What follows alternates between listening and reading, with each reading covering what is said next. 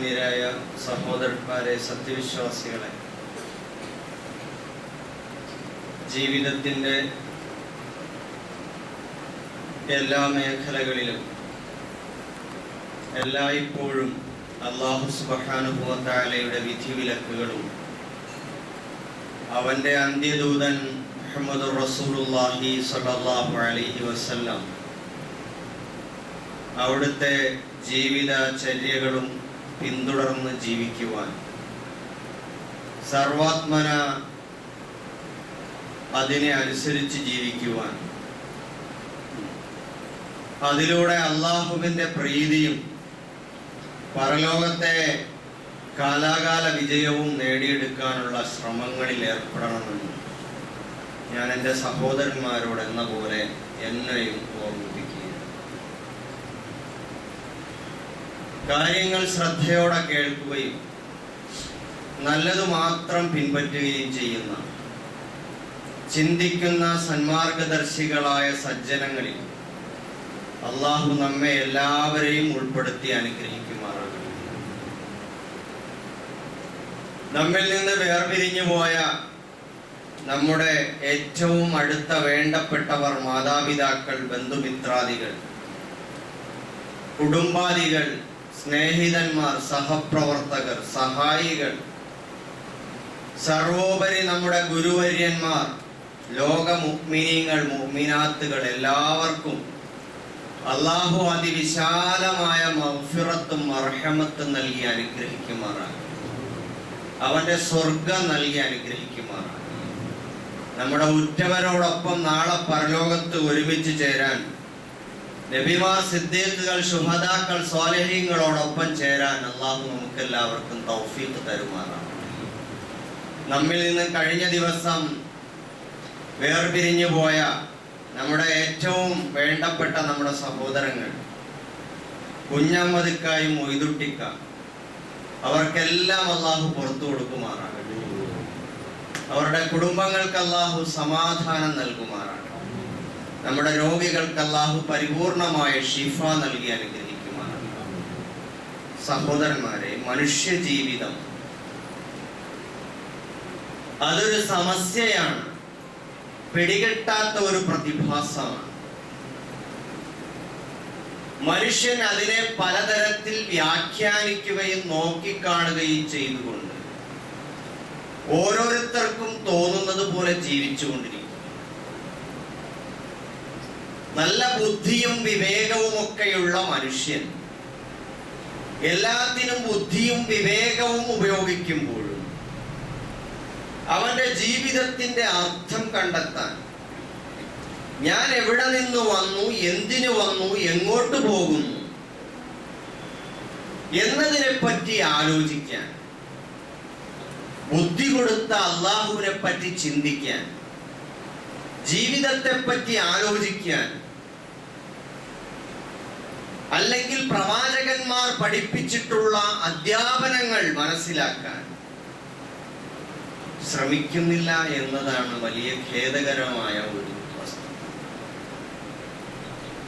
അല്ലാഹു സുബ്ഹാനഹു വ തആല ചോദിക്കുന്നുണ്ട്, അവലം നുഅമ്മിറുക്കും മാ യതദക്കറു ഫീഹി മൻ തദക്കറ വജാഅകുമുൻ നദീർ.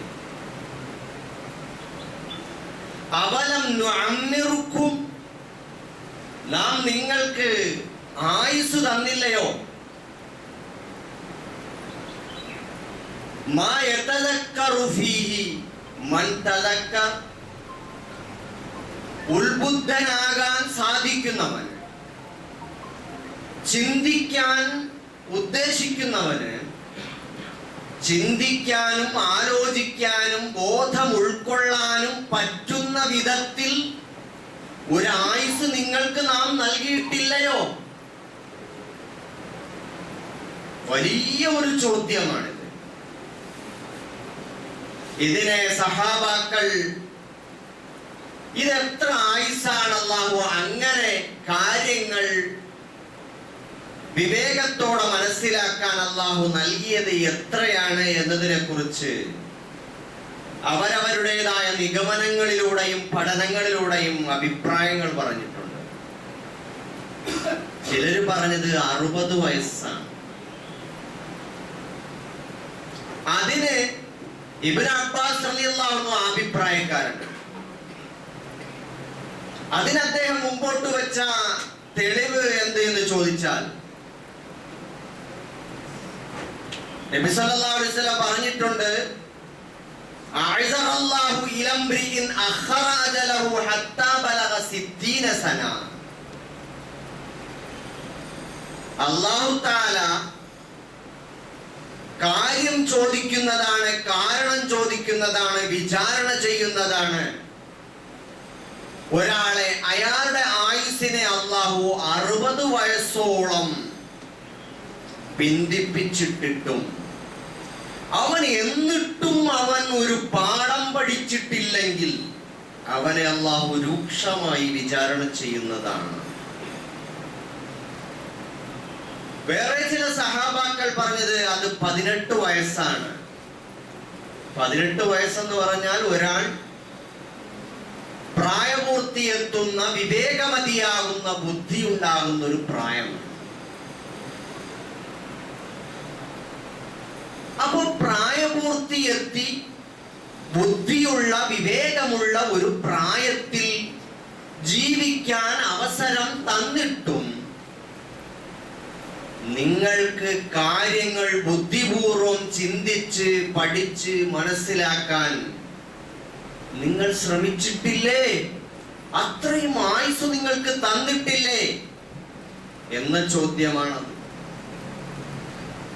വേറെ ചില സഹാബാക്കൾ പറഞ്ഞു അത് 40 വയസ്സാണ്. അതിന് അദ്ദേഹത്തിന്റെ തെളിവെന്താണ്? മദീനക്കാരായ സഹാബാക്കൾ 40 വയസ്സെത്തിയാൽ തങ്ങൾക്കൊരു പ്രത്യേക ഘട്ടം പിന്നിട്ടതായി അവർ മനസ്സിലാക്കുകയും അവർ ഉടനെ അല്ലാഹുവിലേക്ക് തിരിയുകയും കൂടുതൽ സമയം നന്മകൾ ചെയ്യാനും ഇബാദത്തുകൾ ചെയ്യാനും ഒക്കെയായി ചെലവഴിക്കുകയും ചെയ്യുമായിരുന്നു. അപ്പൊ നമ്മൾ 18 വയസ്സോ 40 വയസ്സോ 60 വയസ്സോ ഏത് പ്രായമായാലും അല്ലാഹു സുബ്ഹാനഹു വ തആലയുടെ ചോദ്യം ഈ പ്രായത്തെ മുഴുവൻ ഉൾക്കൊള്ളുന്നതാണ്. അവലം നുഅമ്മിറുക്കും, നിങ്ങൾക്ക് നാം ആയുസ് തന്നിട്ടില്ലയോ? മാ യതദക്കറു ഫീഹി മൻ തദക്കർ, കാര്യങ്ങൾ ബുദ്ധിപൂർവം ആലോചിച്ച് പാഠം പഠിക്കാൻ, ഉത്ബോധനം സിദ്ധിക്കാൻ പറ്റുന്ന നിലയിലുള്ള ഒരു പ്രായം നിങ്ങൾക്ക് നൽകിയില്ലയോ?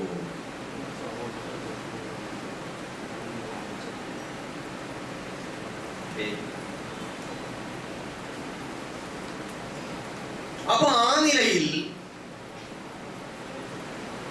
നമുക്കെല്ലാവർക്കും അല്ലാഹു നൽകിയിട്ടുള്ള ഒരു ആയുസ്, ഇതുവരെ തന്ന ആയുസ്, ഇതൊരു വലിയ ചോദ്യമാണ്.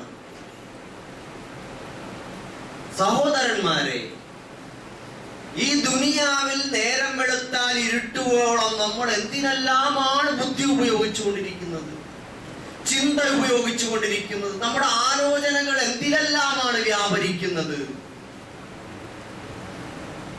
നമ്മൾ ആഖിറത്തെ പറ്റി എത്ര ചിന്തിച്ചിട്ടുണ്ട്? ഈ ജീവിതം ഒന്ന് നിലച്ചാൽ ഫബസറുകൽ യൗമ ഹദീദ്, നിന്റെ കാഴ്ചയ്ക്ക് മൂർച്ച കൂടുമെന്ന് ഖുർആൻ. ഇതുവരെ കാണാത്ത പലതും നമ്മൾ കാണും. ഇതുവരെ കാണാത്ത പലതും നമ്മൾ കാണും. കണ്ണുകൊണ്ട് കാണാത്തത് പലതും. അദൃശ്യമായ ലോകത്ത് മലക്കുകളുടെ വരവ്, അതുമുതൽ അങ്ങോട്ട് ബർസഖിൽ, ഖബറിൽ മലക്കുകൾ വരുന്നതും ചോദ്യം ചെയ്യുന്നതും, ഓരോ ചെക്ക് പോസ്റ്റുകളും, ഫസ്റ്റ് ചെക്ക് പോസ്റ്റ് ആണ്, ഫസ്റ്റ് എൻട്രൻസ് ആണ് ഖബർ. അവ്വലു മൻസിലിൻ മിൻ മനാസിലിൽ ആഖിറ, ഖബറാണ് ആദ്യത്തെ നമ്മുടെ വീട്. അവിടുന്ന് പിന്നെ ഒരുപാട് കടമ്പകൾ കടന്നാണ് പോകുന്നത്. മഹ്ശറയിൽ എത്തിയാലും വിചാരണകളുടെ, ചെക്ക് പോസ്റ്റുകളുടെ ഒരുപാട് കൗണ്ടറുകൾ, കേന്ദ്രങ്ങൾ, അവിടെയെല്ലാം നമ്മൾ നിൽക്കണം. ഇവിടെ നമ്മൾ SIR വരുമ്പോ, അതല്ലെങ്കിൽ പൗരത്വ പ്രശ്നം വരുമ്പോ എന്റെ പൗരത്വം പോകുമോ എന്നാണ് നമ്മുടെ ചിന്ത. നമ്മുടെ പൗരത്വം ഇവിടെ നിന്ന് വെട്ടിയാൽ ഇവിടെ ജീവിക്കാൻ പറ്റൂലല്ലോ. പരലോകത്തിന് സ്വർഗത്തിൽ നിന്ന് നമ്മുടെ പൂർവ്വപിതാവ് ആദം അലൈഹിസ്സലാത്തു വസ്സലാമിന്റെ പൗരത്വം റദ്ദ് ചെയ്ത് ഇങ്ങോട്ട് വന്നിട്ടുണ്ട്. അവിടെ വിലക്കപ്പെട്ട കനി തിന്നതിന്റെ പേരില്ല. അവിടെ രേഖകൾ ശരിയാക്കി തിരിച്ചു പോകണം. അതിനാണ് ഇങ്ങോട്ട് പറഞ്ഞയച്ചത്. എല്ലാരും പുറത്തു വെക്കോ, ഇവിടെ ആർക്കും ഇനി പറ്റൂല. അപ്പൊ അവിടുത്തെ ഈ പൗരത്വ രേഖ ശരിയാക്കി തിരിച്ച് പാർക്കാൻ നമുക്ക് സ്വർഗലോകമുണ്ട്. അവിടേക്ക് പോകണമെങ്കിൽ ഇവിടത്തെ രേഖകൾ ശരിയാക്കണം. താൽക്കാലികമായ ഈ ദുനിയാവിലെ അല്പകാല ചില വെറുപ്പിന്റെ, വിദ്വേഷത്തിന്റെ രാഷ്ട്രീയ ശക്തികൾ നിന്നെ അങ്ങനെ ചെയ്തു കളയും, നിന്റെ പൗരത്വം കട്ട് ചെയ്ത് കളയും, നീ ഇവിടെ നിന്ന് പുറത്തു പോയിട്ടിരുന്നവർ വിരട്ടുമ്പോ അതിൽ വിരട്ടിട്ട് എവിടെയൊക്കെയാണ് ഓടുന്നത് മനുഷ്യൻ. BLR അല്ല SIR, അതിന്റെ രേഖകൾ BLOമാര് വീട്ടിൽ വരുമ്പോ അതെല്ലാം നിങ്ങൾ ശരിയാക്കണം നിർബന്ധമായിട്ട്. അതിനോടൊന്നും നിസ്സഹകരിക്കരുത്, പിന്നീട് ബുദ്ധിമുട്ടുണ്ടാവും. അതിന്റെ രാഷ്ട്രീയമൊക്കെ വേറെ, അത് വേറെ നമുക്ക് ചർച്ച ചെയ്യാം. പക്ഷെ ഇവിടെ നമ്മുടെ പൗരത്വ പ്രശ്നം വരുമ്പോൾ നമ്മൾ ഞെട്ടുകയാണ്. എന്നാൽ കാലാകാല സ്വർഗത്തിൽ നിന്നാണ്, ആ സ്വർഗത്തിൽ നിന്നാണ് നമ്മുടെ പൂർവ്വപിതാവിനെ പുറത്താക്കിയത്. അവിടേക്ക് നമുക്ക് തിരിച്ചു പോകണം. നമ്മുടെ പൗരത്വം ശരിയാണ്. അതിനെന്ത് വേണം? അല്ലാഹു തആല ഇങ്ങോട്ട് വെച്ചിട്ടുള്ള ചില ടേംസ് ആൻഡ് കണ്ടീഷൻസ് ഉണ്ട്, ചില നിർദ്ദേശങ്ങളുണ്ട്, ചില നിബന്ധനകളുണ്ട്. അതെല്ലാം വായിച്ച് പഠിച്ച് അതനുസരിച്ച് പ്രവർത്തിക്കണം. എങ്കിൽ നിങ്ങളുടെ പൗരത്വം ശരിയാവും, നിങ്ങൾക്ക് അങ്ങോട്ട് പോകാം. അപ്പൊ അവിടെ പോയിട്ട് എവിടെ താമസിക്കണം? 2 രാജ്യങ്ങളുണ്ട് പോയാൽ. ഒന്ന് സ്വർഗലോകവും മറ്റൊന്ന് നരകലോകവും. എവിടത്തേക്കാണ് വിസ കിട്ടുക എന്ന് പറയാൻ പറ്റൂല. അത് നമ്മളെ കൊണ്ടുപോകാൻ വരുന്ന അസ്രായീൽ അലൈഹിസ്സലാമിന്റെ കയ്യിലായിരിക്കും വിസ ഉണ്ടാവുക. എങ്ങോട്ടാണ് കൊണ്ടുപോവുക എന്ന് അതിനനുസരിച്ചിരിക്കും. അതുകൊണ്ട് സഹോദരന്മാരെ, നമ്മുടെ ജീവിതം നിസ്സാരമല്ല. കഴിഞ്ഞ ദിവസം നമ്മുടെ ഇടയിൽ നിന്ന് നമ്മളെ ഞെട്ടിപ്പിച്ചുകൊണ്ട് 2 സഹോദരന്മാർ ഈ കഴിഞ്ഞ വെള്ളിയാഴ്ചയ്ക്ക് ശേഷം കഴിഞ്ഞ ദിവസങ്ങളിലായി ഈ ലോകത്ത് നിന്ന് യാത്ര പറഞ്ഞു. ഒരാൾ അവിടെ ഇതേപോലെ ആ കസേരയിട്ട് അവിടെ ഇരിക്കുന്ന നമ്മുടെ കുഞ്ഞമ്മദ്ക്കായാണ്. അതുപോലെ ഈ സഫിൽ തന്നെ ഇവിടെ ഈ ഭാഗത്ത് ഇമാമിന്റെ വലതുഭാഗത്തായി നിലയുറപ്പിക്കുന്ന മൊയ്തുട്ടിക്കായാണ്. ഈ സഫിന്റെ നീളം കുറഞ്ഞിരിക്കുകയാണ്. ജുമാഅയുടെ സഫിന്റെ നീളത്തെ കുറിച്ചല്ല ഞാൻ പറയുന്നു, ജമാഅത്ത് നമസ്കാരത്തിന്റെ സഫിന്റെ നീളം കുറഞ്ഞിരിക്കുന്നു. ജമാഅത്ത് നമസ്കാരത്തിന് മാത്രമല്ല ഈ സഹോദരന്മാർ കൃത്യമായിരുന്നത്. അവരൊക്കെ തഹജ്ജുദ് നമസ്കാരവും മുമ്പും പിമ്പുമുള്ള സുന്നത്ത് നമസ്കാരം, പള്ളിയിൽ ഖുർആൻ ഓതി കഴിയുന്ന കാര്യം, നേരത്തെ എത്തുന്ന കാര്യം, ഇതിലൊക്കെ വളരെ ജാഗ്രതയുള്ളവരായിരുന്നു. ഈ മൊയ്തുട്ടിക്ക അദ്ദേഹം ഏറ്റവും ആദ്യം വന്ന് ഇവിടെ ലൈറ്റും ഫാനും ഒക്കെ ഇടുന്ന ആളാണ്. ഏറ്റവും ആദ്യം വരുന്നത്. നിങ്ങൾക്കത് മനസ്സിലാവൂല എല്ലാവർക്കും. ഇവിടെ ആദ്യം പള്ളിയിൽ വരുന്നവർക്ക് ആ സങ്കടം സഹിക്കാനാവൂല. ഈ കുഞ്ഞമ്മദ്ക്കായെ കുറിച്ച് കേൾക്കുമ്പോ നിങ്ങൾക്കാണ് കൂടുതൽ അറിയുക ഇവരെയൊക്കെ. അദ്ദേഹമൊക്കെ ബിസിനസ്സിൽ വളരെ സത്യസന്ധതയോടുകൂടി വളരെ ഗുണപരമായ സാധനങ്ങൾ മാത്രം വിറ്റിരുന്ന, അളവിലും തൂക്കത്തിലും കൃത്രിമം കാണിക്കാതെ കൂടുതൽ കൊടുത്തിരുന്ന, അമുസ്ലിങ്ങളുടെ ഇടയിൽ പോലും അദ്ദേഹത്തിന് നല്ല സൽകീർത്തി ഉണ്ടായിരുന്ന മനുഷ്യൻ, ആരെയും ഉപദ്രവിക്കാൻ പോവാത്ത, വളരെ നിശബ്ദനായി ജാടകളില്ലാതെ ശാന്തനായി വന്ന് നമസ്കാരം കഴിഞ്ഞ് പോകുന്ന സഹോദരൻ. മൊയ്തിട്ടിക്കായും അങ്ങനെ തന്നെ. അവസാന നാളുകൾ അവർക്ക് ധന്യമായിരുന്നു. അള്ളാഹുവിന്റെ ചോദ്യത്തിന്റെ മുമ്പിൽ അവർക്ക് ഉത്തരം പറയാൻ കഴിയും ഇൻഷാ അല്ലാഹ്. സഹോദരന്മാരെ, ഇത് നമ്മൾ മനസ്സിലാക്കണം. ഈ സഫിന്റെ നീളം ഇടയ്ക്കിടെ കുറഞ്ഞുകൊണ്ടിരിക്കുന്നുണ്ട്. ഇതിനു മുമ്പ് നിങ്ങൾ നോക്ക്, ഈ പള്ളിയുടെ എല്ലാമായിരുന്ന സിദ്ദീഖ, അദ്ദേഹം ഇബാദത്തുകളിൽ അങ്ങേയറ്റം കൃത്യനിഷ്ഠ. ജമാഅത്ത് നമസ്കാരങ്ങളിലായാലും റമദാനിലെ ഇഅ്തികാഫ്, അതിലൊക്കെ ഏറ്റവും മുമ്പിലാണ്. ഇഅ്തികാഫ് എന്ന ഒരു സുന്നത്തിനെ ഹയാത്താക്കാൻ അന്ന് സിദ്ദീഖ ഇല്ലായിരുന്നെങ്കിൽ ഈ പള്ളിയിൽ ഇഅ്തികാഫ് നടക്കൂല എന്ന അവസ്ഥയാണ്. ഇഅ്തികാഫ് നിരന്തരമായി 10 ദിവസം. നമുക്ക് അങ്ങനെ കഴിയാറില്ല, പലപ്പോഴും ഇടയ്ക്കൊക്കെ വരാനേ പറ്റും. സഹോദരന്മാരെ, ഇതേപോലെ മൂസക്കുട്ടിക്ക, അബ്ദുള്ള കുട്ടിക്ക, സുലൈമാനിക്ക, അതുപോലെ അബ്ദുക്ക, അതുപോലെ പ്രയാഗ അബുക്ക, ഇങ്ങനെ തുടങ്ങി എന്റെ ഓർമ്മയിൽ വന്ന കുറച്ചാളുകളെ ഞാൻ കുറിച്ച് വെച്ച് പറഞ്ഞതാണ്. പലരും ഉണ്ടാവും. ആരെങ്കിലും വിട്ടുപോയിട്ടുണ്ടെങ്കിൽ നിങ്ങൾ ക്ഷമിക്കണം. പക്ഷേ പറഞ്ഞു വരുന്നത്, ഈ പള്ളിയിൽ നമ്മളൊരു പുതിയ പള്ളി വെക്കാൻ വേണ്ടി കഠിനാധ്വാനം ചെയ്തുകൊണ്ടിരിക്കുന്ന ഒരു സമയമാണ്. എന്തിനാണ്?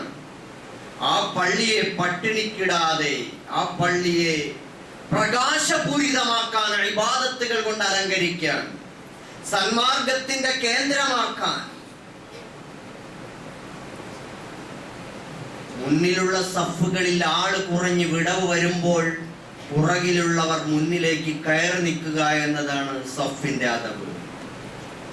ആ സഫിലേക്ക്, ഈ വിടവ് വന്ന സഫിലേക്ക് കയറി നിൽക്കാൻ നമുക്ക് ആർക്കെങ്കിലും തോന്നിയിട്ടുണ്ടോ? എങ്കിൽ നമ്മൾ ഭാഗ്യവാന്മാരാണ്. ആളുകൾ കുറയുന്നു, ഇബാദത്തുകളിൽ കുറവ് വരുന്നു, പള്ളികളുടെ അലങ്കാരം നഷ്ടപ്പെടുന്നു, ഈമാനികമായ ഭംഗി കുറയുന്നു. സഹോദരന്മാരെ, കൃത്യമായി ജമാഅത്ത് നമസ്കാരത്തിന് വരാൻ നമുക്ക് ആർക്കൊക്കെയാണ് തോന്നുന്നത്? ഇവരൊക്കെ എന്ത് പ്രതിസന്ധി ഉണ്ടായാലും ബാങ്ക് വിളിച്ചാൽ കൃത്യസമയത്ത് പള്ളിയിലെത്തിയിരുന്ന സഹോദരന്മാരാണ്. അള്ളാഹു അവർക്കും നമ്മിൽ നിന്ന് മരണപ്പെട്ടു പോയ നമ്മുടെ ഉറ്റവരുടേവർ എല്ലാവർക്കും അള്ളാഹു മഗ്ഫിറത്തും റഹ്മത്തും കൊടുക്കട്ടെ. അവർക്കെല്ലാം അള്ളാഹു സ്വർഗം കൊടുത്ത് അനുഗ്രഹിക്കുമാറാകട്ടെ.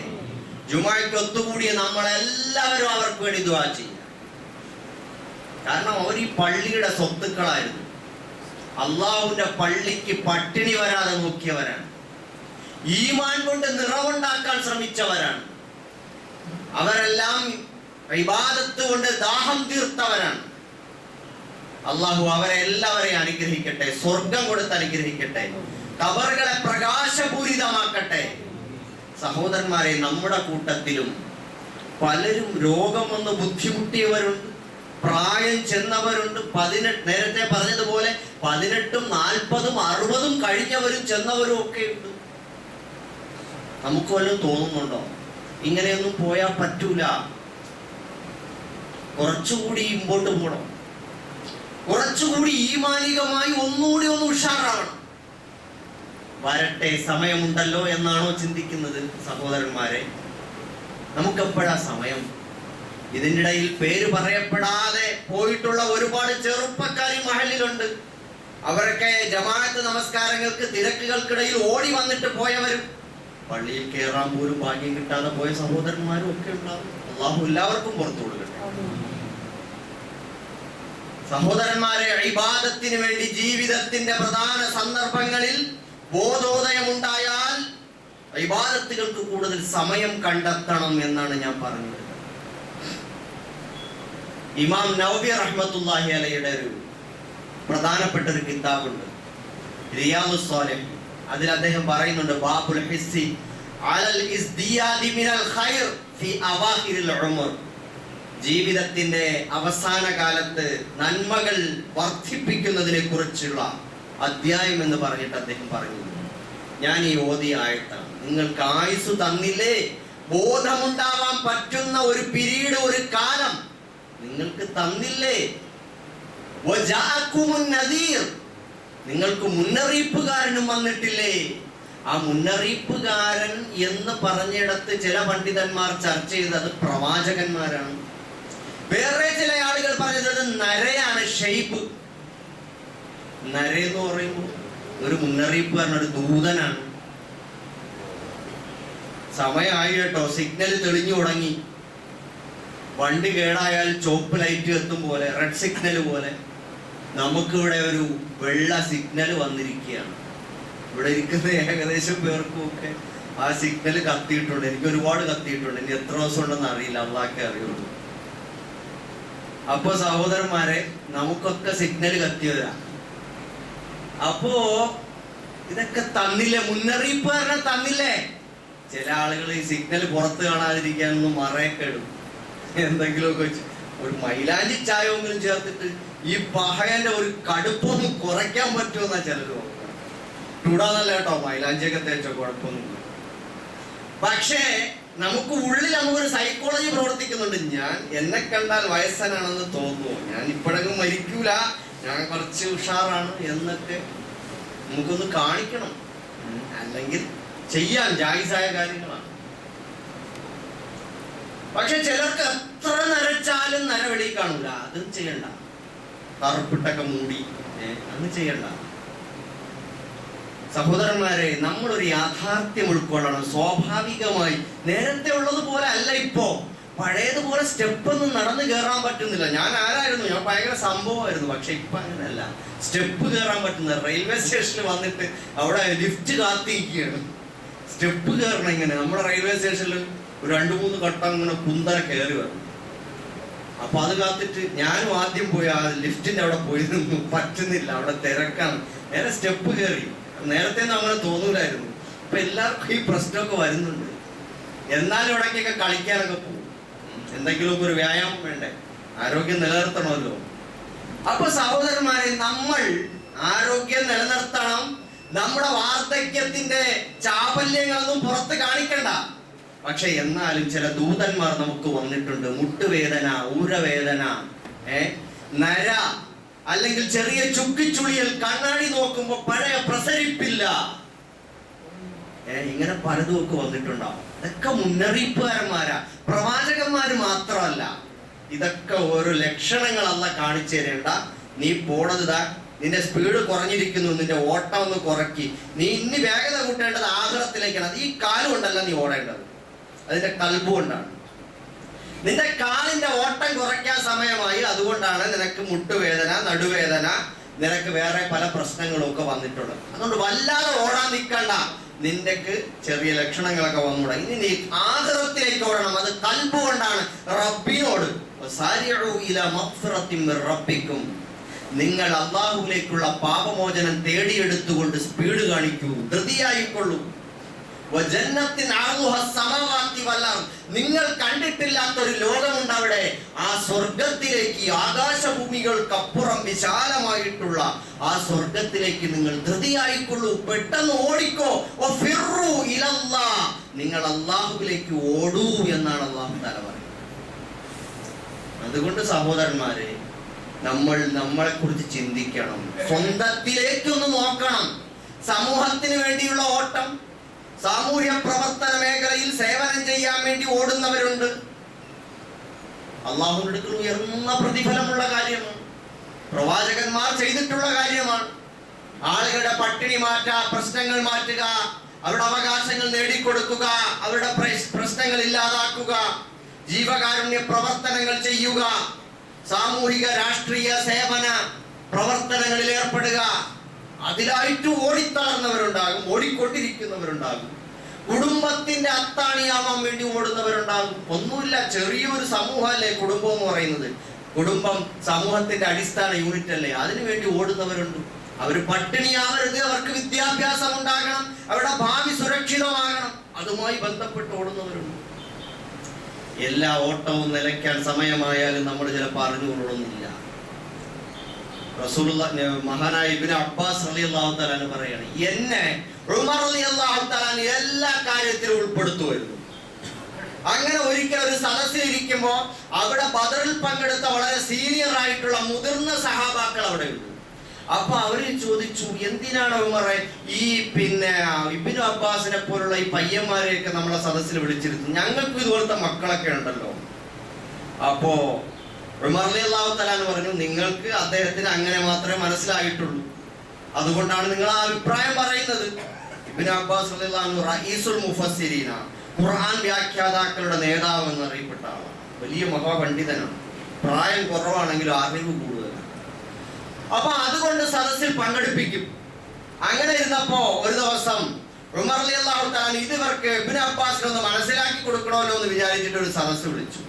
അതിലെ ഇബ്നു അബ്ബാസ് റളിയല്ലാഹു അൻഹു ഉണ്ട്, ബാക്കി മുതിർന്ന സഹാബാക്കളെല്ലാം ഉണ്ട്. അപ്പൊ ചോദിച്ചു, അവിടെ ഒരു ചർച്ച കിട്ടു. പരിശുദ്ധ ഖുർആനിലെ സൂറത്തുൻ നസ്ർ, ഇദാ ജാഅ നസ്റുല്ലാഹി വൽ ഫത്ഹ്, നമ്മളൊക്കെ ഓതുന്നു ആ സൂറത്ത് അവിടെ ചർച്ചയ്ക്ക് വെച്ചു. ഇതിന്റെ അർത്ഥം എന്താണ്? അപ്പൊ നമ്മളൊക്കെ അതിന്റെ അർത്ഥം പറഞ്ഞു നോക്കിയാൽ, ഇദാ ജാഅ നസ്റുല്ലാഹി വൽ ഫത്ഹ്, അല്ലാഹുവിന്റെ സഹായവും വിജയവും വന്നാൽ, വറഅയ്ത അന്നാസ യദ്ഖുലൂന ഫീ ദീനില്ലാഹി അഫ്വാജ, ജനങ്ങൾ കൂട്ടമായി അല്ലാഹുവിന്റെ ദീനിലേക്ക് പ്രവേശിക്കുകയും ചെയ്താൽ, ഫസബ്ബിഹ് ബിഹംദി റബ്ബിക, നിന്റെ റബ്ബിനെ നീ വാഴ്ത്തണം, പുകഴ്ത്തണം, പ്രകീർത്തിക്കണം. അവനെ സ്തുതിക്കുന്നതോടൊപ്പം വസ്തഗ്ഫിർഹു, അവനോട് നീ പശ്ചാത്താപം തേടണം. ഇന്നഹു കാന തവ്വാബ, അവൻ ഒരുപാട് പശ്ചാത്താപം സ്വീകരിക്കുന്നവനാണ്. ഇങ്ങനെയാണ് അതിന്റെ അർത്ഥം. പക്ഷെ ഇതിൽ നമ്മൾ വായിക്കാത്ത ഒരർത്ഥം അതിനുണ്ട്. ഉമർ റളിയല്ലാഹു തആല അൻഹു സഹാബാക്കളോട്, മുതിർന്നവരൊക്കെ ഉണ്ട്, അവരോടൊക്കെ ചോദിച്ചപ്പോ അവരൊക്കെ ഈ അർത്ഥം തന്നെ പറഞ്ഞു. അപ്പോ ഇബ്നു അബ്ബാസ് റളിയല്ലാഹു അൻഹു നേരെ തിരിഞ്ഞിട്ട് ഉമർ റളിയല്ലാഹു അൻഹു ചോദിച്ചു, ഇബ്നു അബ്ബാസ് എന്ത് പറയുന്നു, ഇങ്ങനെയാണോ അതിന്റെ അർത്ഥം? അപ്പൊ അദ്ദേഹം പറയില്ല, അല്ല. പിന്നെ എന്താണ് നിങ്ങൾ മനസ്സിലാക്കിയത്? അപ്പൊ അദ്ദേഹം പറഞ്ഞു, ആ അർത്ഥം ശരിയാണ്, പക്ഷെ അതിന്റെ ഒരു സൂചന എന്തെന്ന് വെച്ചാൽ, റസൂലുള്ളാഹി സ്വല്ലല്ലാഹു അലൈഹി വസല്ലമയുടെ അജലിനെ പറ്റി, ആയുസിനെ പറ്റി പറയുന്ന ഒരു സൂറത്ത് കൂടിയാണ്. അപ്പൊ ഉമർ റളിയല്ലാഹു അൻഹു പറഞ്ഞു, ഞാനും അങ്ങനെയാണ് മനസ്സിലാക്കിയിട്ടുള്ളത്. ഈ സൂറത്ത് ഇറങ്ങിയപ്പോ മുതിർന്ന സഹാബി അബൂബക്കർ സിദ്ദീഖ് റളിയല്ലാഹു അൻഹു കരയുകയുണ്ടായി. കാരണം റസൂൽ ഇവിടെ പറയാൻ പോവുകയാണ്. അപ്പൊ ഈ വലിയ ഒരു ഖുർആനികമായ ആന്തരാർത്ഥം അത് മനസ്സിലാക്കാൻ കഴിഞ്ഞ സഹാബിയാണ് ഇബ്നു അബ്ബാസ് റളിയല്ലാഹു തആല. എന്താണ് അതിന്റെ ആശയം എന്ന് പറഞ്ഞാൽ, നമ്മൾ പ്രവാചകനാണെങ്കിൽ ഒരു പ്രവാചകൻ എന്ന നിലയിൽ ദഅവത്തൊക്കെ ചെയ്ത് ഇസ്ലാമിക പ്രവർത്തനങ്ങളും സമര പോരാട്ടങ്ങളുമെല്ലാം നടത്തി അവസാനം മക്ക ഫത്ഹായി, ജന്മനാടിന്റെ സ്വാതന്ത്ര്യമെല്ലാം വീണ്ടെടുത്തു, ഇസ്ലാം ജയിച്ചു, മനുഷ്യാവകാശങ്ങൾ വിളംബരം ചെയ്തു, ഹജ്ജത്തുൽ വദാഇൽ ലോകത്തെ മനുഷ്യാവകാശ പ്രഖ്യാപനം നടന്നു.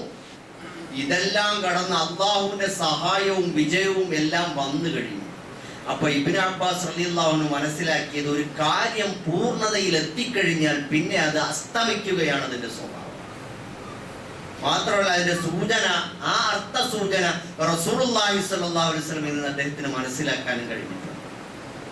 അപ്പൊ ഇതേപോലെ സഹോദരന്മാരെ, നമ്മിലേക്ക് വരുമ്പോ, അപ്പൊ അങ്ങനെ വന്നപ്പോ അള്ളാഹു പറഞ്ഞ എന്താ, ഇനി നീ എന്ത് ചെയ്യണം, അള്ളാഹുവിനെ സ്തുതിക്കുകയും വാഴ്ത്തുകയും പുകഴ്ത്തുകയും ചെയ്യണം, അവനോട് ഇസ്തിഗ്ഫാർ വർദ്ധിപ്പിക്കണം, സ്വന്തം കാര്യത്തിലേക്ക് കുറച്ചുകൂടി ശ്രദ്ധ കൊടുക്കണം. നീ നിന്റെ റബ്ബ്, ഇത്രയും കാലം നീ നിന്റെ സമൂഹം, അവരുടെ ഹിദായത്ത്, അവരുടെ ദഅവത്ത്, അവരുടെ മോചനത്തിന് വേണ്ടിയുള്ള യുദ്ധങ്ങൾ, ഇതൊക്കെ ആയിരുന്നു. ഇനി നീ എന്ത് വേണം, ഉദ്ദേശിച്ച ഒരു ദൗത്യം ഇവിടെ പൂർത്തിയായിരിക്കുന്നു. ഇനി നീ നിന്നിലേക്ക്, നിന്റെ റബ്ബിലേക്ക് തിരിച്ചു പോവാൻ സമയമായിരിക്കുന്നു.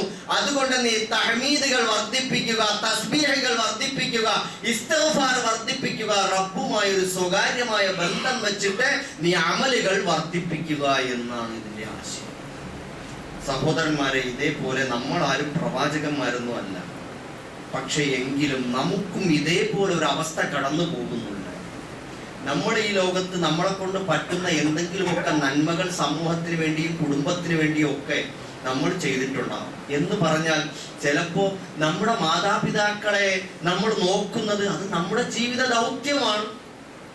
അതേപോലെ നമ്മൾ ഒരു വിവാഹം കഴിച്ച് ഒരു പെൺകുട്ടിയെ അവൾക്ക് ഉപജീവനം കൊടുക്കുന്നത്, അവളിലൂടെ ഒരു തലമുറയ്ക്ക് പ്രജനനം കൊടുക്കുന്നത്, പുതിയ തലമുറയെ ഉൽപ്പാദിപ്പിക്കുന്നത്, അവർക്ക് വിദ്യാഭ്യാസവും ദീനീയായ അറിവും ഭൗതികമായ അറിവും ജീവിക്കാനുള്ള കഴിവും അതെല്ലാം നമ്മൾ ഉണ്ടാക്കി കൊടുക്കുന്നത്, പാർപ്പിടം കൊടുക്കുന്നത്, ഇതൊക്കെ നമ്മുടെ ജീവിതത്തിൽ ഒരു ദൗത്യമാണ്.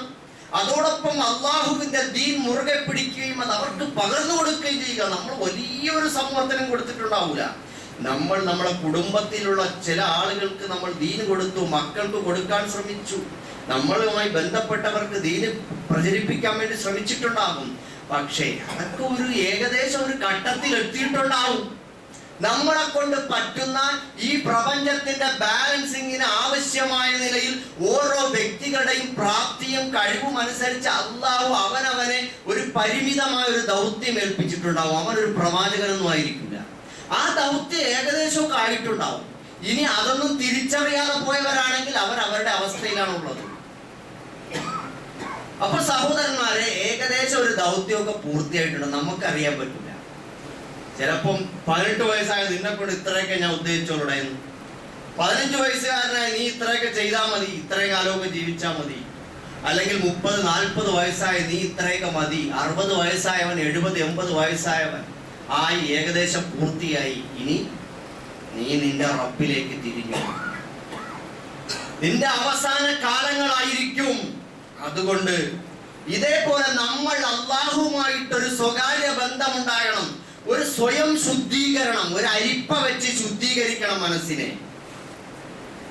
മനസ്സിലേക്ക് എന്ത് ചിന്തയും കയറി വരിക, എന്ത് സ്വഭാവങ്ങളും പ്രകടിപ്പിക്കുക, എന്ത് തോന്നിയാസവും പ്രവർത്തിക്കുക, ഇതൊക്കെ കൊണ്ട് ആളുകൾ നമ്മളെ കൊണ്ട് ചിലപ്പോൾ ബുദ്ധിമുട്ടിയിട്ടുണ്ടാവും.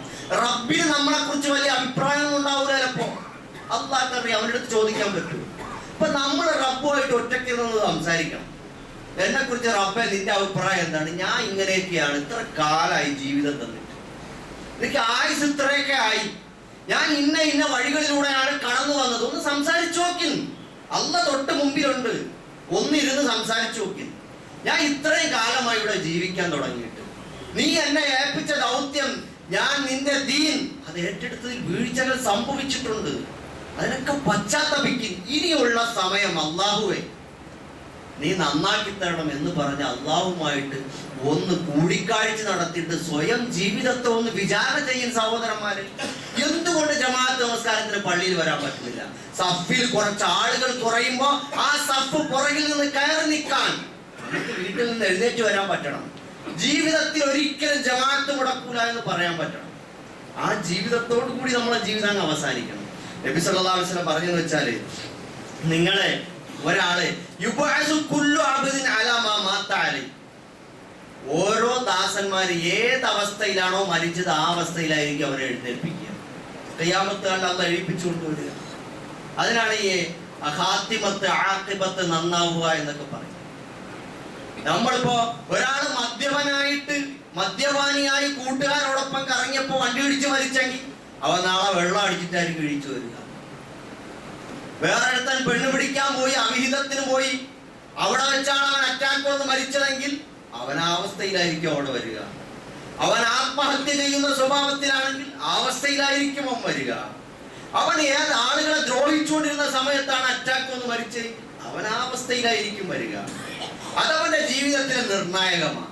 നബി സല്ലല്ലാഹു അലൈഹി വസല്ലം ദുആ ചെയ്തതുകൊണ്ട്, അല്ലാഹുമ്മ അഹ്സിൻ ആഖിബതനാ ഫിൽ ഉമൂരി കുല്ലിഹാ, അല്ലാഹുവേ ഞങ്ങളുടെ എല്ലാ കാര്യത്തിലും അതിന്റെ പര്യവസാനം നന്നാക്കി തരണമേ, അവസാനം നന്നാക്കി തരണമേ. വഅജ്രിനാ മിൻ ഖിസിയി ദുനിയ വഅദാബിൽ ആഖിറ, ദുനിയാവിന്റെ നിന്ദ്യതയിൽ നിന്നും അപകീർത്തിയിൽ നിന്നും പരലോകത്തെ ശിക്ഷയിൽ നിന്ന് എന്നെ നീ രക്ഷിക്കണമേ.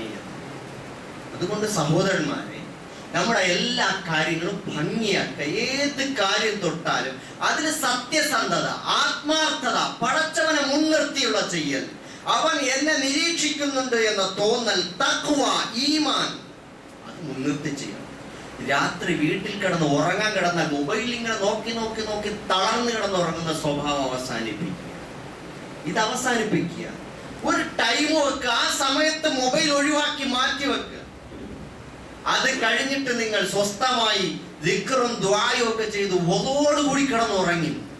എന്നിട്ട് എഴുന്നേറ്റ് 2 റക്അത്ത് തഹജ്ജുദ് നമസ്കരിക്കുന്നു. എന്നിട്ട് ആ തഹജ്ജുദിന്റെ സുജൂദിൽ ദുആകൾ വർദ്ധിപ്പിക്കും. പടച്ചവനുമായിട്ടൊരു ദാസൻ അടുക്കുന്ന ഏറ്റവും പടച്ചവനുമായിട്ട് അടുക്കുന്ന സമയം അത് സുജൂദിലായിരിക്കുമ്പോഴാണ് എന്ന് റസൂലുള്ളാഹി സ്വല്ലല്ലാഹു അലൈഹി വസല്ലം. അപ്പൊ സുജൂദിലായിരിക്കുമ്പോൾ ദുആ ചെയ്യുന്നതിനെ പറ്റി ഇമാമിങ്ങൾ എന്ത് പറഞ്ഞു? ഷാഫി മദ്ഹബിന്റെ ഇമാമിങ്ങൾ ഉൾപ്പെടെ പറഞ്ഞത് എന്താണ്? അവിടെ മൗനമായിട്ട് നിങ്ങൾക്ക് പ്രാർത്ഥിക്കാൻ, നിങ്ങളുടെ മാതൃഭാഷയിൽ ഖൽബിന്റെ ഭാഷയിൽ നിങ്ങൾക്ക് ദുആ ചെയ്യാം. അതിലേത് ഭാഷ എന്നുള്ളത് പ്രശ്നമാണ്. അപ്പൊ സുന്നത്തായ തഹജ്ജുദായ നമസ്കാരങ്ങളിൽ നിങ്ങൾക്ക് ദീർഘമായി ഖിയാമും റുകൂഉം സുജൂദും ഒക്കെ ദീർഘിപ്പിക്കും. അള്ളാഹുവിന്റെ സ്നേഹം പിടിച്ചു പറ്റാമോ? പൊട്ടിക്കരയൂ. അള്ളാഹുവിന്റെ മുമ്പിലല്ലേ? സങ്കടങ്ങളുടെ ഭാണ്ഡക്കെട്ടുകൾ അഴിച്ചു വെക്കൂ. ദുഃഖം മനസ്സിൽ ചുമന്നുകൊണ്ട് നടന്ന് രോഗികളായി മാറരുത്. അള്ളാഹുവിന്റെ മുമ്പിൽ അഴിച്ചു വെക്കിൻ. പടച്ചവൻ അടുത്ത് തന്നെയുണ്ട്. പടച്ചവന്റെ അടുത്തേക്ക് നടന്നു ചെന്നാൽ അവൻ ഓടി വരാം എന്ന് റസൂലുള്ളാഹി സ്വല്ലല്ലാഹു അലൈഹി വസല്ലം ഖുദ്സിയായ ഹദീസിലൂടെ പറഞ്ഞു. അല്ലാഹു തആല പറഞ്ഞത്, എന്റെ ദാസൻ എന്റെ അടുക്കലേക്ക് മുഴമെടുത്താൽ ഞാൻ ഒരു ചാണെടുക്കും, ഒരു ചാണെടുത്താൽ ഒരു വാര എടുക്കും. അവൻ എന്റെ അടുക്കലേക്ക് എന്റെ അടുക്കലേക്ക് നടന്നു വന്നാൽ ഞാൻ ഓടിച്ചെല്ലും. അതുകൊണ്ട് സഹോദരന്മാരെ, കൃത്യം ജമാഅത്ത് നമസ്കാരത്തിന് പള്ളിയിലെത്താൻ നോക്കി. ജമാഅത്ത് മുടക്കില്ല എന്ന് തീരുമാനിക്കുന്നു. നമ്മുടെ സഹോദരന്മാർ തെളിച്ചിട്ട വഴികൾ നമ്മളും നാളെ ഇവിടെ നിന്ന് വിട പറഞ്ഞു പോയാൽ നന്മകൾ നമ്മളെ കുറിച്ച് ഓർക്കാനുണ്ടാവും. ആളുകളോട് സത്യസന്ധത, വിനയം, നല്ല വാക്ക്, പിണക്കമില്ല, അക്രമമില്ല, അന്യായമില്ല, അപഹരിക്കലില്ല, സത്യസന്ധതയ്ക്ക് വിരുദ്ധമായി പറ്റിക്കലില്ല, ചതിയില്ല, വഞ്ചനയില്ല, ഇടപാടുകളിൽ സത്യസന്ധത. ആളുകൾ പറയട്ടെ, അങ്ങനെ ഒരു ജീവിതം നമുക്കെല്ലാവർക്കും ഉണ്ടാകണം. അല്ലാഹു തആല നമുക്കെല്ലാവർക്കും അതിന് തൗഫീഖ് നൽകി അനുഗ്രഹിക്കുമാറാകട്ടെ. റസൂലുള്ളാഹി സ്വല്ലല്ലാഹു അലൈഹി വസല്ലം പറഞ്ഞു, നിങ്ങൾ ധൃതിയായിക്കൊള്ളൂ അമലുകൾ ചെയ്ത്. ഒന്നുകിൽ നിങ്ങൾക്ക് വരാനിരിക്കുന്നത് അത് പിന്നെ വാർദ്ധക്യമായിരിക്കാം. അല്ലെങ്കിൽ ആ വാർദ്ധക്യം എന്ന് പറഞ്ഞാൽ എല്ലാം മറപ്പിച്ചു കളയും. പിന്നെ ചെയ്ത കാര്യമൊന്നും ഓർമ്മ ഉണ്ടാവില്ല. പിന്നെ എന്ത് ചെയ്യണമെന്ന് ഓർമ്മ ഉണ്ടാവില്ല. അത്തും പിത്തും പറയുന്ന പ്രായമായിരിക്കും. അല്ലെങ്കിൽ ഫഖ്റ മുൻസിയ, മറപ്പിച്ചു കളയുന്ന ദാരിദ്ര്യമായിരിക്കും. നമുക്ക് ഏകാഗ്രത കിട്ടൂല. ദാരിദ്ര്യവും കടവും വന്ന് കയറിയിട്ട് നമുക്ക് ഒന്നിനും ഒരു കോൺസെൻട്രേഷൻ കിട്ടൂല. ആ അവസ്ഥയിലേക്ക് നമ്മൾ മാറിപ്പോയെന്ന് വരും. അല്ലെങ്കിൽ ആ മറളൻ മുഫ്സിദൻ, നമ്മളെ നശിപ്പിക്കുന്ന രോഗം, നമ്മളെ കൊണ്ടേ അത് പോവും. അങ്ങനത്തെ രോഗം ചിലപ്പോൾ വന്നേക്കും. ക്യാൻസർ പോലെ, കിഡ്നി രോഗങ്ങൾ പോലെ, അറ്റാക്ക് പോലെ, ഇങ്ങനെ പലതരത്തിലുള്ള രോഗങ്ങൾ പെട്ടെന്ന്, ഔ ഹറമൻ മുഫ്നിദൻ ഔ മൗതൻ മുജിഹിസൻ, അല്ലെങ്കിൽ പെട്ടെന്നുള്ള മരണം, കുഴഞ്ഞു വീണങ്ങ് മരിച്ചു, തീർന്നു ആള്. എന്താ ചെയ്തോണ്ടിരുന്നത്? നല്ല മനുഷ്യരാണ്, നല്ല ചെറുപ്പക്കാരനായിരുന്നു, എല്ലാ ദിവസവും വ്യായാമം ചെയ്യുന്ന മനുഷ്യനാണ്, അയാൾക്ക് ഇത് വന്നോ? ഇങ്ങനെയൊക്കെ ചോദിക്കുന്ന അവസ്ഥയിലേക്ക് നമ്മളൊക്കെ മാറിപ്പോകും. അപ്പൊ ഈ ദജ്ജാൽ, അല്ലെങ്കിൽ ദജ്ജാൽ വരും, മറഞ്ഞിരിക്കുന്ന ദജ്ജാൽ പ്രത്യക്ഷപ്പെടും. അക്രമങ്ങളും അനീതികളും പെരുകും. പിന്നെ ഒന്നിനും പറ്റൂല. അതുപോലെ തന്നെ അല്ലെങ്കിൽ അന്ത്യനാള് വരും. ഇങ്ങനെ ഏതെങ്കിലും ഒക്കെ നമ്മളെ പിടികൂടിയെന്ന് വരും. അതുകൊണ്ട് ഇപ്പൊ ഉള്ള സമയം പിന്നെ ആവട്ടെ എന്ന് ചിന്തിക്കുന്നവൻ അക്സറു അഹ്ലിൻ നാരി അൽ മുസവ്വിഫൂൻ. പണ്ഡിതന്മാര് പറയണം, മനുഷ്യന്റെ മനഃശാസ്ത്രം മനസ്സിലാക്കിയിട്ട് അധികം ആളുകൾ നരകത്തിൽ പോകുന്ന ആളുകൾ മഹാഭൂരിഭാഗം പേരും പിന്നെ ആവട്ടെ എന്ന് വെച്ച് താമസിപ്പിച്ചവരാണ്. അതുകൊണ്ട് നിസ്കരിക്കണോ, ജമാഅത്ത് മുടക്കാതിരിക്കണോ, നല്ല കാര്യങ്ങൾ ചെയ്യണമോ, ഹറാമായ ബന്ധങ്ങൾ അവസാനിപ്പിക്കണമോ, മദ്യപാനം അവസാനിപ്പിക്കണമോ, അവിഹിത ബന്ധങ്ങൾ അവസാനിപ്പിക്കണമോ, തെറ്റായ ഫോൺ കോളുകൾ അവസാനിപ്പിക്കണമോ, എല്ലാം ഇപ്പൊ നിർത്തിക്കോ. ഈ ജുമയ്ക്ക് ഇവിടെ വെച്ച് ചെയ്തോ സഹോദരൻ, ഇവിടെ വെച്ച് ചെയ്തോളി, മനസ്സിൽ നിയ്യത്ത് ചെയ്തോളി. അള്ളാഹു കബൂലാക്കട്ടെ. അങ്ങനെ ആർക്കെങ്കിലും ചെയ്യാൻ പറ്റും ഇൻഷാ അല്ലാഹ്. എല്ലാരും പറയും, നമുക്ക് ഉണ്ടെങ്കിലും ഇല്ലെങ്കിലും എല്ലാം എല്ലാരും പറയും ഇൻഷാ അല്ലാഹ് നമുക്കൊന്ന് നന്നാവണം. വെറുതെ കുറെ ജുമാ പ്രസംഗം നടത്തിയിട്ടൊന്നും ഒരു കാര്യമില്ല. എനിക്ക് നന്നാവണം, നിങ്ങൾക്ക് നന്നാവണം. നിങ്ങളോട് പറയുമ്പോൾ ഞാൻ എന്നോട് കൂടിയാണ് പറയുന്നത്. അതുകൊണ്ട് നമുക്ക് വെറുതെ കുറെ സമയം പാഴാക്കി കളയലല്ല, അള്ളാഹുവിലേക്ക് കൂടുതൽ അടുക്കാൻ നമ്മൾ ഓരോരുത്തരും ശ്രദ്ധിക്കണം. അള്ളാഹുവിന്റെ അടുക്കൽ പരിപൂർണ ഈമാനോടുകൂടി മരിക്കാൻ അള്ളാഹു നമുക്ക് എല്ലാവർക്കും തൗഫീഖ് നൽകി അനുഗ്രഹിക്കുമാണ്. സഹോദരന്മാരെ, 1-2 അറിയിപ്പുകളുണ്ട്. അതിൽ ഒന്നാം